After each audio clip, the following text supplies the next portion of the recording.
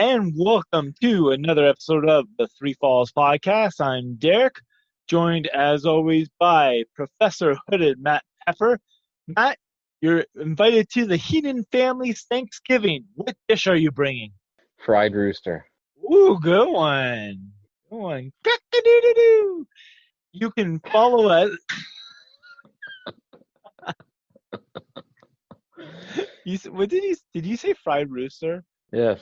Anyway, you can follow us on YouTube, Facebook, Instagram, and Twitter at Three Falls Podcast. Or you can subscribe to our podcast on Apple iTunes, Google Podcasts, Spotify, Stitcher, and iHeartRadio, or wherever you get your podcasts from. I use Podcast Addict, which you can find us on there. Matt, it's been quite a week. You haven't checked this out already. We did an episode, or we will be releasing an episode, depending on when you listen to this, on the allegations that came out with the UK wrestlers, not just UK wrestlers, with the allegations that have come out recently. Anything you want to say about that, our episode? We went a lot more in depth than I think either of us thought we would. There was a lot of good discussion points about it. I think it's an important topic to discuss. I don't think it's a topic that anybody should ignore. And I would probably add as well, if there's something you need to get out there, don't be afraid to talk to somebody, because and not necessarily just based on wrestling, but if there's some real concerns that you're aware of or that happen to you, don't be afraid to speak out to somebody. And I'm not going to segue out of that. I'm just going to say, fuck them wrestling. So with that being said, Backlash, the greatest match ever, was this past week. Matt, what did you think about the greatest match ever? Well, I hear your copious notes shuffling. So, why we call you the professor? Oh, Mike today's not really in the business anymore. I got to take over this gimmick. So. Right. I'm not a Vegas bookie like he is, but maybe one day. So that's what he does. Why you give me that look? What did you think about the greatest match ever? Okay, maybe he's not a bookie, but he's all into the betting. Okay, let's enough talk about Mike today. So the greatest wrestling match of all time, the greatest wrestling match ever. So we talked about the build to this match. I loved it. I know a lot of dirt sheet podcasts, wrestling journalists dumped on it for a month, but that was the perfect lead into this match. Got everybody talking about it. I loved the intro to this match. Oh my gosh. Yes, me too. So they did the old school MSG microphone from the ceiling, and they had Howard Finkel's voice introing both Randy Orton and Edge. And they did like spotlights. Yes. So you and I grew up watching Howard Finkel. That was a really, really nice touch, I thought. That was the second I saw that, I literally, I loved it. I absolutely loved it. That is where they had me. Mm-hmm. Like before, I was intrigued, it's Randy Orton versus Edge. We've seen it before. There's going to be a wrestling match. I wasn't buying just into the tagline. Like, to me, that I wasn't even considering that. But once I heard Howard Finkel's voice, like they had Howard Finkel, I was, okay, now I'm interested. Phone down, eyes up, let's see what you got. And I wasn't disappointed. I thought it was a fantastic match. So just to piggyback on that, I love the get up Charles Robinson had too. Oh yeah, the old school referee. Yeah. I mean, honestly, the feel of the match before they even locked up, like you said, it's a hook right away. Yeah. This match was really physical. These guys were bringing it in this match. Orton, I mean, he was targeting Edge's neck through the match, which I thought it makes logical sense. Why would you not go after something that put him on the shelf for 9 years? Right. They made a huge story out of that. Orton got cut. He had some blood added to the match for me because these guys are bringing it. They were rolling out all the stops with moves and finishers. And a lot of matches today, I don't like all the kickouts on finishers, but I don't mind when it's a big match, like a WrestleMania type match, because these guys want it. I don't like seeing it every week, but these guys are throwing rock bottoms and pedigrees, and they're calling back to other great matches of all time. And I thought that was actually a pretty good touch. Like I said, in any other match, I probably would hate that. I didn't hate it in this match. One thing that people criticized was the ambient noise in this match, the crowd noise. I loved it for Same this here. match. For this match, I loved it because this is a big match feel. This is that greatest match of the greatest wrestling match ever. See, Why not and have the best crowd noise? I wouldn't mind them having some sort of ambient noise throughout this whole COVID stuff. Maybe not to that level, but when you have a big match like that, you crank it up, almost like a video game. Yes, yeah. Turn up the background music. Yeah, no, it added to this. It It, really added to it this. made me miss crowds in wrestling. Yeah. I love the end of this match when Orton's standing over or laying over Edge, and he's like, "Go home, Adam. Go to Beth and the girls, and tell them Uncle Randy says hi." Yeah. And I'm like, "Oh my!" Orton's put himself on another level right now. I would This say is over the last couple of years, he's really stepped it up. Well, it's funny because he gets a lot of flack for his matches from fans because he's not doing 450s and shooting stars. But he could literally do anything in the ring, I think. He's very And talented. he's one of the last guys that's probably has a little bit of that outlaw type thing to him where he's not office, he's his own person. He reminds me of Piper. In some ways, yeah. Like everything he does is smooth. Yeah. There's one move that I can't stand guys doing, but he can do it and get away with it. And it's that top rope superplex with both guys standing on the top. Because I don't like that move because it always, to me, most guys, it looks so bad. Well, here, let me stand on the top rope with you. Yeah. He's so good at it. He's like one of the only guys that can do it. And where I'm like, man, that looked really good. He has put himself on another plateau. Character wise, his work's solid. Like I mean, he's not a young guy anymore. He's not old either, but he's been in WWE forever now, right? Yeah. Well, since 2002, three. Right. Now, And so he picked up the win. hmm What do you think about the angle the next night on Raw with Christian? it was great. I mean, I to be honest with you, watching the whole 3 hours of Raw every week, it's a chore. I generally don't watch all of Raw, and I miss parts of Raw, but I wanted to see what the conclusion of the show was. They did an So uh, excellent storytelling with this. It reminded me a lot of the older Raws where they would tell a story throughout the night and have you actually hooked into it. I wanted to know what was going on, what was going next. And I honestly, I I'll admit it. I did not expect Ric Flair to low blow Christian. I did not see that coming whatsoever. Call me naive, call me what you want, but I did not see that coming, and I I I thought thought he it was was well done. gonna I thought he was gonna turn on Christian when I seen him get to the ring, but at the same time, he could have went the other way. I don't know. That was a nice touch. And then Orton with the punt kick to a guy that retired due to concussions. I mean, So where do you see them going from here? my guess, I would say it's a pretty obvious thing. They're going to have a third and final match. If I Do you had to see guess, Christian and Ric Flair being involved? I almost see Flair. There's a couple theories on this, but I could almost see Flair doing a managerial thing for Orton. But if I had to guess, when they have their blow off match, yes, Flair will be with Orton, Christian will be with Edge. And my gut instinct tells me they want to put this off until they can have a crowd.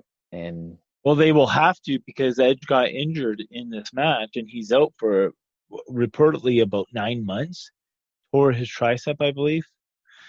So whether they want to or not, they're going to have to wait until we see the conclusion of the storyline. So there was a theory that You and your Flair. theories. Yeah, I know. There was a theory with Flair because he had that segment with Charlotte earlier in the show that it's setting up some kind of angle there between Rick and Charlotte. It was suggested on Busted Open that would be, if they did want to go that route, that would be the intergender match to watch. Charlotte and Orton. Oh, I thought you said Charlotte and Flair. Like, what? Yeah, no, Charlotte and Orton versus Beth and Edge. No. Charlotte against Randy Orton. Oh, Because Flair, I try to remember the segment with him and Charlotte, but it was an awkward ending, and then he went and helped Orton. I don't know if they would go there, but because I don't think so because they usually shy away from that kind of stuff in WWE. They do because they have contracts with like Mattel. I guess it depends on how you tell the story, right? But I have a feeling. Not a theory. I have a feeling they're going to test the theory on an intergender match at some point. I don't like seeing them as a rule unless there's a story to it. We talked about that last week. Right. On that. Now, Charlotte, I could kind of see it because what else?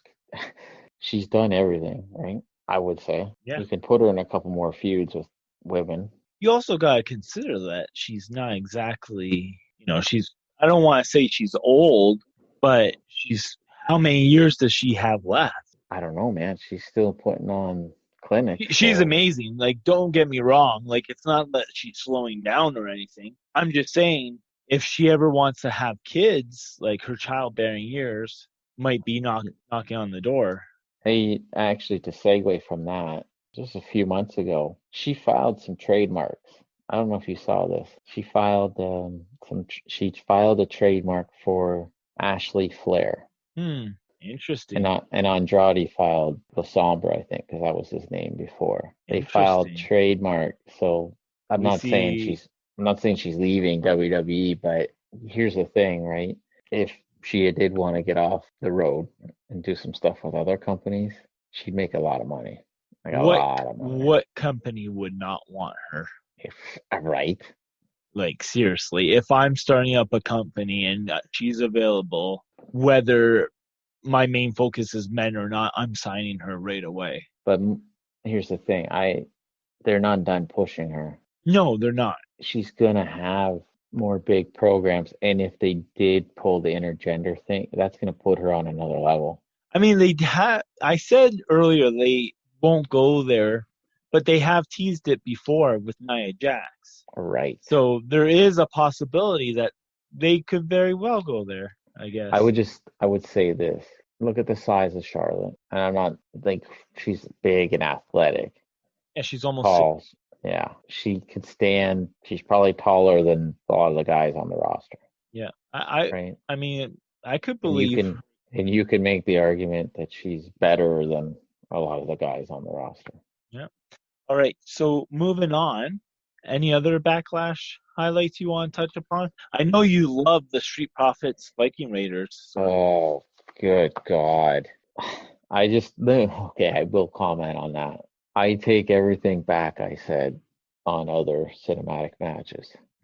This is the worst that has been out there. The absolute worst. I will watch Stadium Stampede again if I never have to see this again.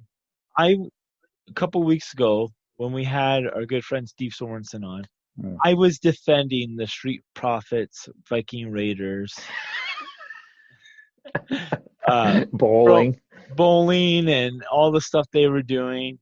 I'll admit the decathlon was a little bit, that's when it kind of was like, okay, why did I defend this?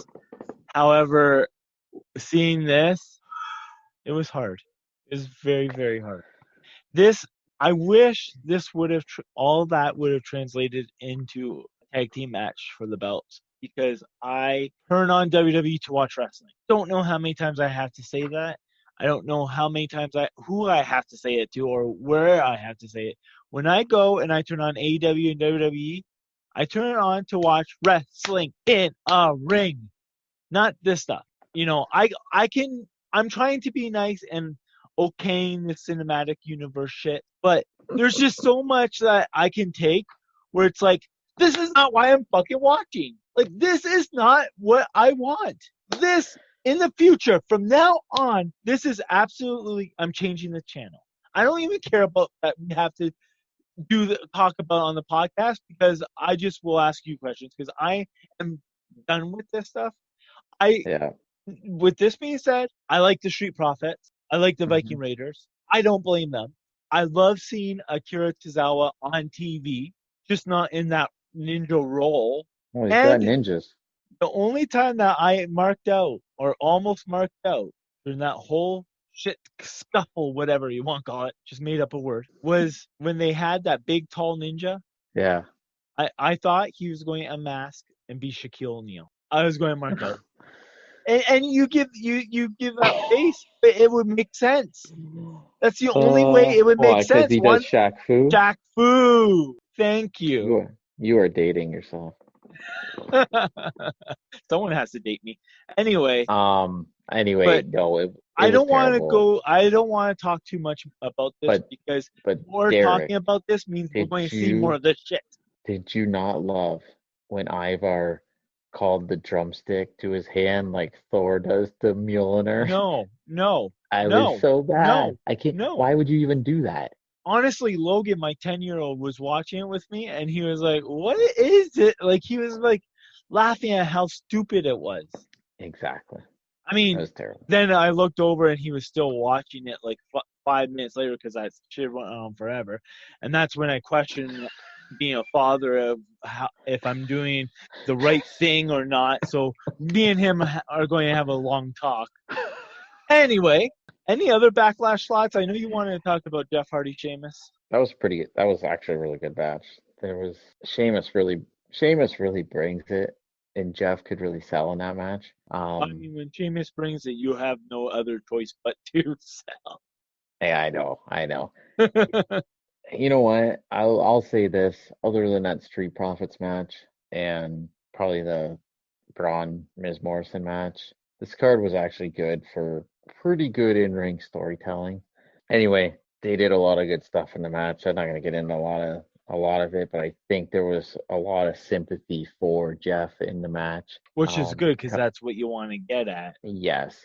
Because So if not, then this whole angle is no good. So he got beat down. He lost. He's not. He didn't get his redemption on Sheamus. It looks like the angle's going to continue. I think it was a really good job, because you're elevating Sheamus. You didn't hurt Jeff. You got a lot of sympathy for him. You want to see him come back and beat Sheamus, which will happen eventually. And that was a really good match. By the way, I got every match right in our predictions on Backlash. Pin a rose on your nose. You win the pony. Because you picked Jeff Hardy and I picked Sheamus. Just so you know. Anyway, with that being said, let's move on to AEW. Yes. Okay. I really want to talk. What is your problem with AEW this week, Matt? Well, too many tag matches, but I'll get to that in a second. You know, I gotta agree with you. I love that the fact that they want to showcase tag team matches. Like when they started a year ago, they're like, we're going to have tag team matches. It's going to be one of our focus. It's become too much of a focus. Almost every match is a tag match. I'm gonna to be 100% honest with you. Well, I would hope so. I don't talk to you to be dishonest. The show was okay. Like I'm not gonna bag on the show. I thought it was all right. It wasn't anything out of this world, but it was fine. No, it was. But there's 4 tag matches on the show. I believe it's 4. No, it's 3. Sorry, 3 tag matches on the show. But we'll just run through it real quick. The first match was Omega and Paige versus Dustin Rhodes and QT Marshall. Okay. So the AEW tag team titles. Okay. So the show starts with Omega coming out for his entrance. I'm gonna say one thing, and I'm gonna ask you something right after this. Omega came out, he looked like he just rolled out of bed. To me, and I'm not bagging on Omega, but there was something really off with him, like his body language, it's like something was wrong with him. I don't know what it was. It was. You know, Did you notice anything like that? yeah, I did because especially it was very noticeable in this match. It feels like almost like he's lost a lot of his confidence. So, And they did that spot with Dustin where yeah, Omega does that roll, but he caught Dustin. Now, I wouldn't necessarily say that was Omega's fault, no, but like he did feel like a little different. right. So I almost felt bad for him because it's just something was, and I'm not an Omega fan. I think I've made that clear, but I don't think he looked good at all in that match. Like he's doing a lot of like punches, chops. Just it didn't look very good. But the match was, for what it was okay. I'm not gonna. It was all Oh, it was right, all right. I like the but ending. I'm so tired. This 3 weeks in a row. It's been an opening tag match that's been around the 20-minute mark. By the end of it, I'm like, because Oh it's. yeah. I mean, so this match came in like it was like 8:18 when that match ended. So that was the whole first part of the show. So 3 weeks in a row, you've had matches around the 20-minute mark or over the 20-minute mark. And I know they're trying to make this tag division interesting. We'll get to the second one in a second. Just run through the rest of this. Anna Jay promo was kind of good. I like that. I I like didn't it. really get. I This didn't get part the was probably my highlight. so the star of the show promo, and at first I was like star of the show, and then I kind of got it because she's like top hat and all that. So I'm Yeah. like, okay, that's cool. Abaddon comes out and Now just, this is what I'm talking about. This was my favorite part. oh I my love this God, Abaddon character. she looks crazy. I love the entrance. Yeah, I love this. This is what I wish Sue Young would have been more like when she debuted for Impact. Yeah. Because this is a So straight up horror character. This is somebody you see crawling through the TV in the ring or coming down the stairs via spider walk like in The Exorcist. Love it. I want to see more of her. Especially me what I too. really liked was that they built up Anna Jay, so you thought this was going to be a match showcasing and highlighting her. Yeah, yeah. And it was the But other way. yeah, because I thought, okay, Anna Jay's probably going to, still win. But no, Abaddon destroyed her.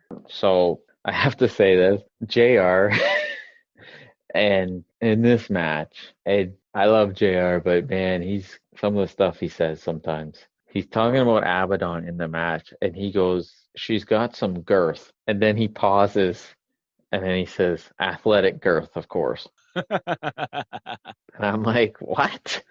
So I have athletic girth. Although you're not that athletic, but all right. Anyway, so You good haven't seen me squash. swim. Okay, match is done. Dark Order comes out.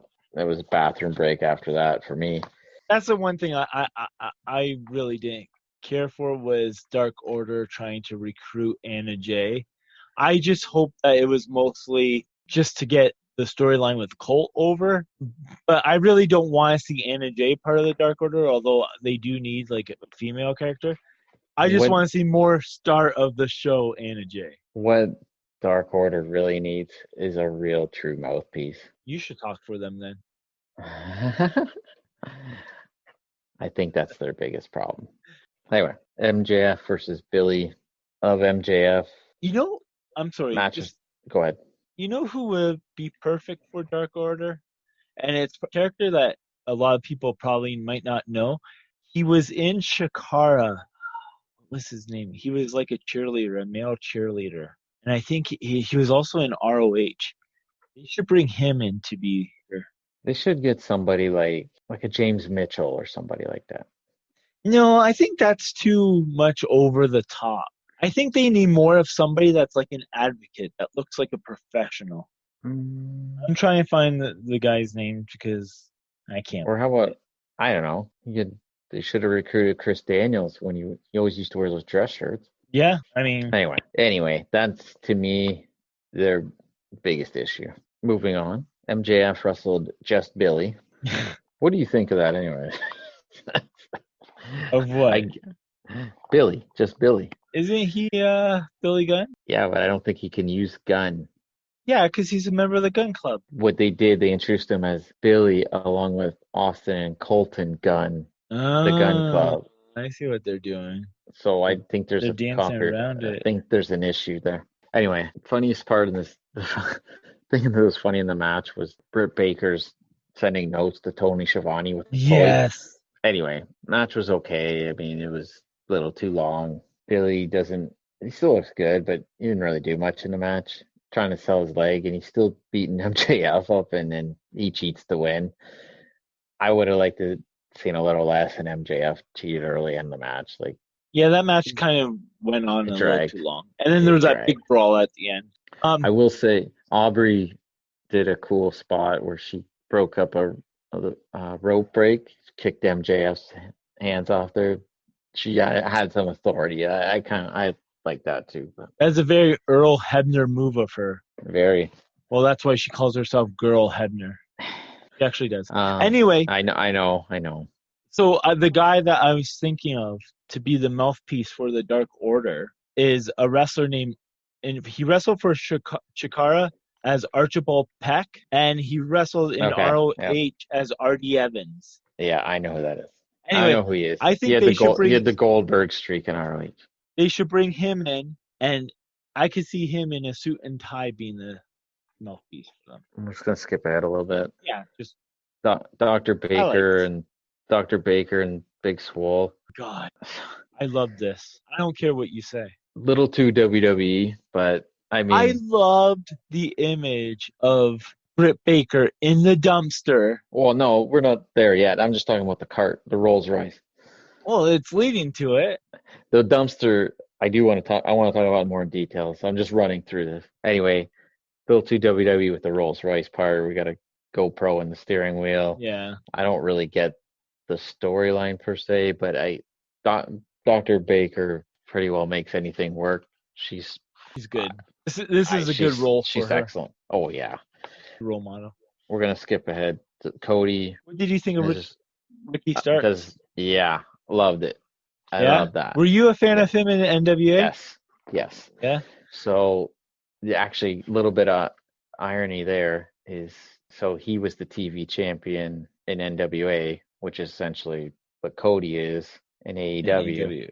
And I even referenced that he was the NWA TV champion on the show, which I thought was good too, because it gives you a little bit of context to who he is. He had a really good promo for the match. Good match. I mean, Ricky Starks he came out of nowhere on NWA. He was one of those guys I'm like, okay, what's this? He won me over on that show. Yeah. And he was excellent in this match. I hope that Zicky Dice debuts next. Oh, that would be cool. No, but I hope they do kind of work with NWA one day. Yeah. Which we forgot something on the last part with NWA. Now that I think about it. Forgot to talk about Dave Lagana. Yes, that's correct. Right. We can talk about that next week. Sabian and Havoc versus the Young Bucks. I'm not gonna talk about. We already talked about Jimmy Havoc on our other episode. I'm just gonna talk about his ring work. I don't get it. It takes away from everything. I'm in the not match. much of a fan either. Kip Sabian, I think's pretty good. This match was all over the place. I wasn't into this match. One note I had from this match. It's I noticed when the Young Bucks weren't coming out and I put down the Young Bucks aren't the Young Bucks, because when they come out they're not doing their typical Young Buck gimmick where they're kicking the camera or they're being more of a serious role, and I don't like it. Why are they so serious? They're the Young Bucks. They're supposed to have all this. Well, they're not dominant either. I know, but still, if they want to be serious, they should just be kicking ass.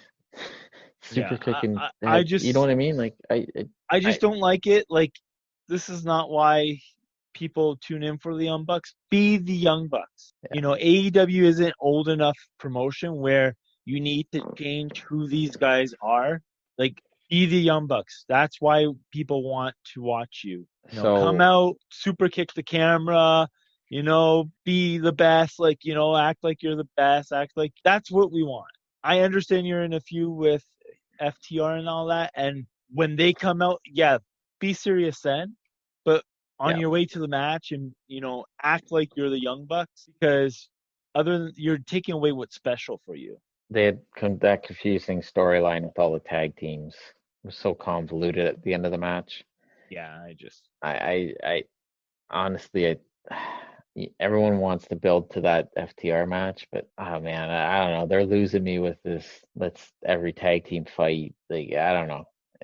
They should all be trying to go after the champs, not not these guys. Like, why are they going after J Bro like Sabian and Havoc? Who cares? Yeah, I don't know. Anyway, Taz promo with Cage. I think Taz is thriving in this role. I wish Cage was more just like he moved too much and he drew too much attention to himself. He just needed to stand still. They need to limit him talking too, because that bit he had wasn't very good. He seemed too much like typical professional wrestler, where he had to like and move his head and shake his head, and that he should have just been stand there menacing, staring at the camera or off or whatever. Well, Taz does all the talking, looks at the camera, hits the line, boom, done. Yep. I can't say it any better than that. Dr. Baker in a dumpster was my favorite part. So the best part of that is Rebel's looking for her. Rebel's awesome. She's great in this role.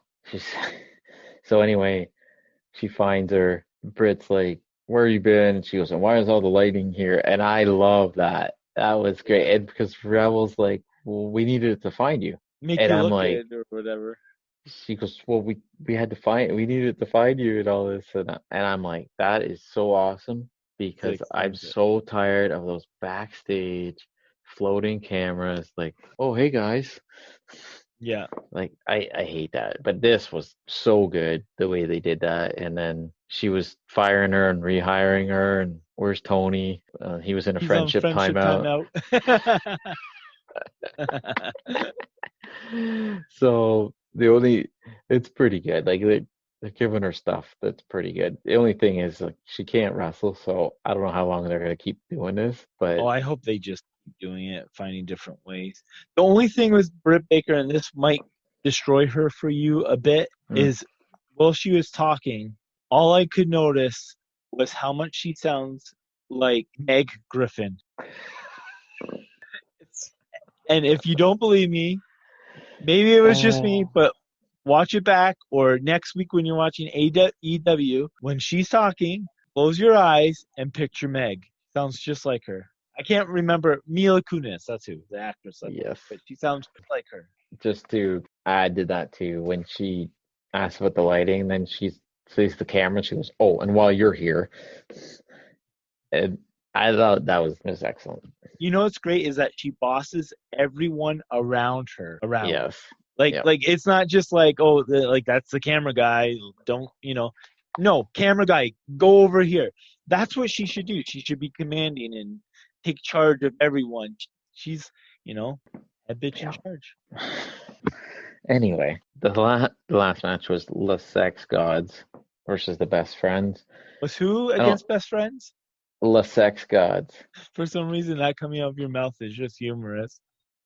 Well, how do you say it? Les Sex Gods. Okay, well, you got the accent down then. I don't. Anyway, I don't have a lot of notes in this match. It was okay. I wasn't right home, but I will say again, Sammy Guevara, if he's not one of the best talents in the ring for getting people over, find me someone that's better.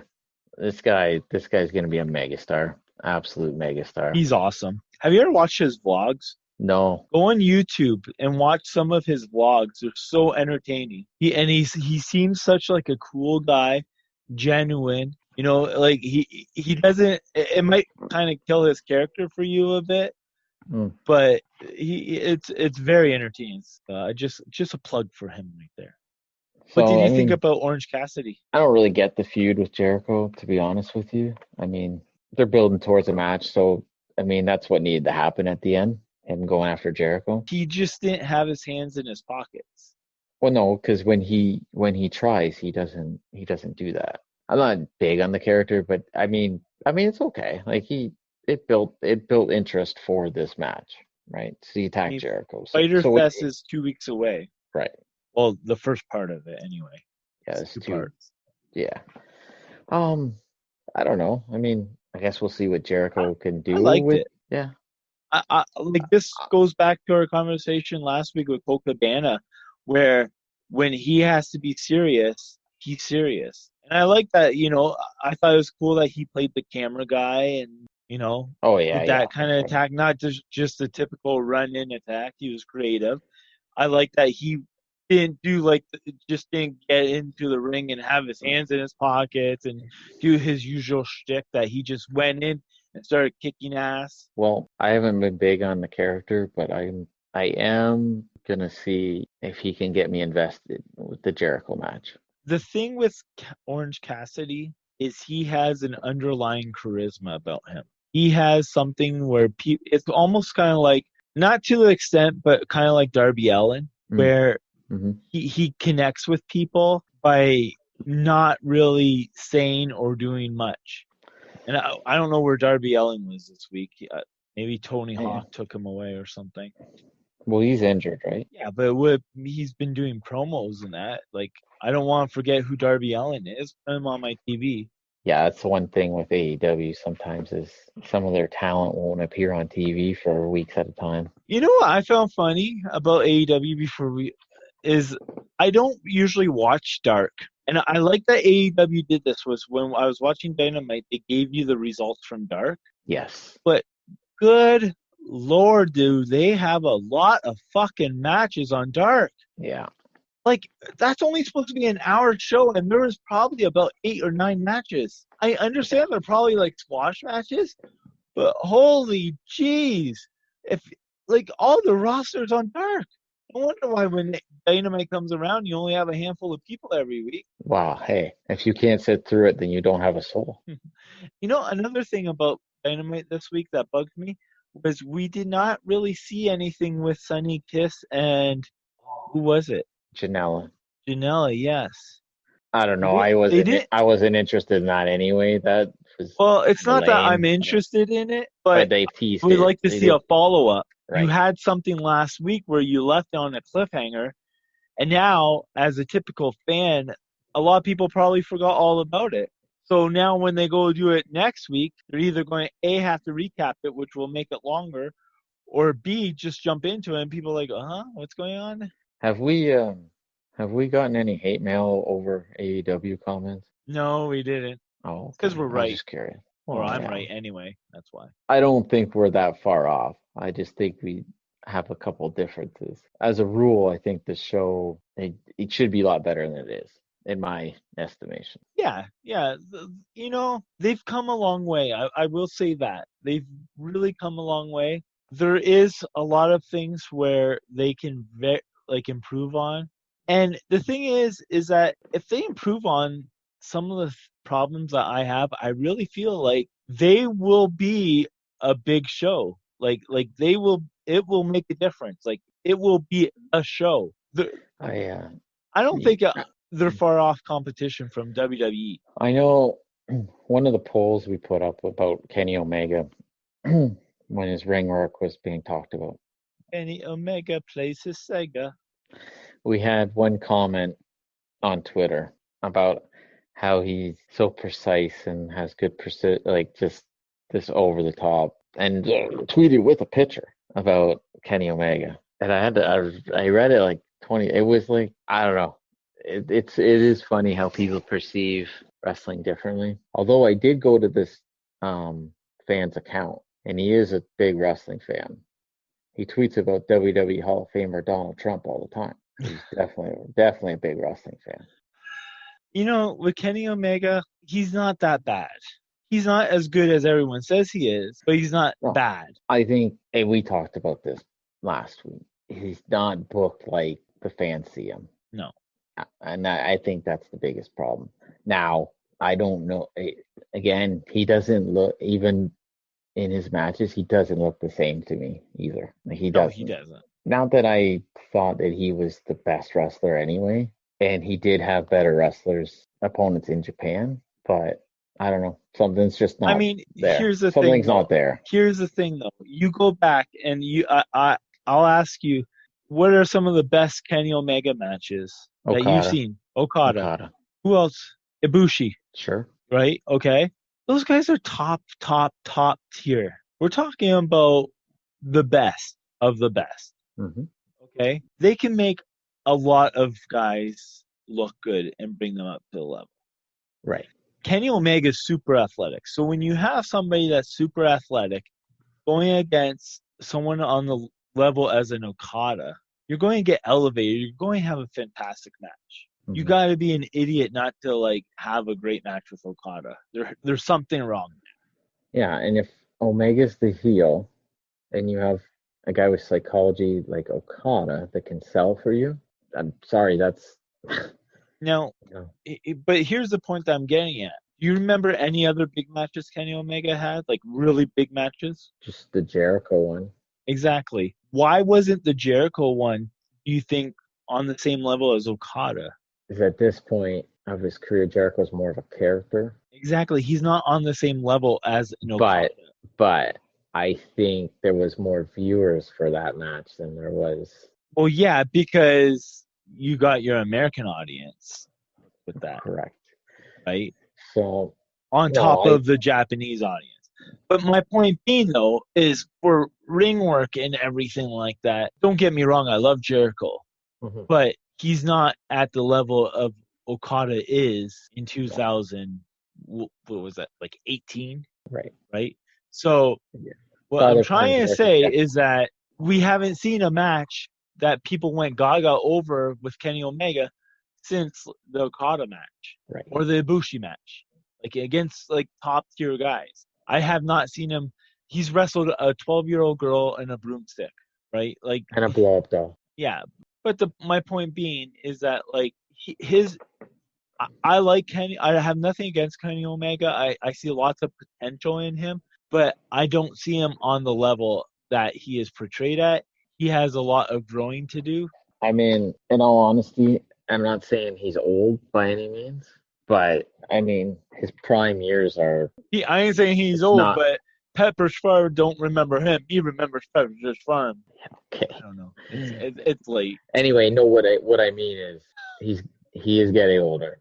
He's not old per se, but he hasn't been in that North American audience for most of his career, and time is kind of winding down on that super athletic stuff. And with that being said, time is winding down on this show, this episode. So with that being said, don't forget you can follow us on YouTube, Facebook, Instagram, and Twitter at Three Falls Podcast. Or Matt, where can you get our podcasts at? Spotify, Stitcher, iTunes, Google Play Music, Google Podcasts. Wow, how many Googles are you adding into that? There's only one Google. One.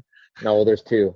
Google Play Store, Google Play Music, and Google Podcasts. iHeartRadio. Yeah, and wherever else you get your podcasts from. And with that being said, that's another week. That's another edition of Three Falls Podcast.